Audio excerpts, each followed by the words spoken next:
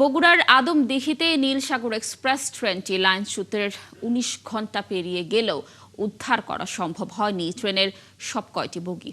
বৃহস্পতিবার সকালে পশ্চিমাঞ্চল রেলওয়ের সহকারী chief operating superintendent Mohammad Abdul Awal জানান, ট্রেনটি উদ্ধারে আরও ৩ ঘণ্টা সময় লাগতে পারে। তিনি বলেন, ৯টি বগির মধ্যে 4টি পুরোপুরি উদ্ধার করে রেললাইনের উপরে নেওয়া হয়েছে, সেগুলো সেখান থেকে সরানো হবে। আর বাকি 6টি উদ্ধার করে রেললাইনের পাশে রাখা হয়েছে। বগিগুলো উদ্ধার করতে কমপক্ষে আরও 3 ঘণ্টা সময় লাগবে। এরপরে রেললাইন ঠিক করার কাজ শুরু হবে। তিনি আরও বলেন, রাজশাহী পঞ্চগড় রুটের বাংলাবান্ধা ট্রেনের যাত্রা বাতিল করা হয়েছে।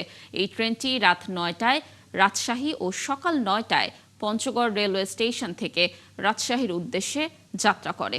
এছাড়া ঢাকা থেকে ছেড়ে আসা অন্য ট্রেনগুলো বগুড়া হয়ে গন্তব্যে ছুটছে।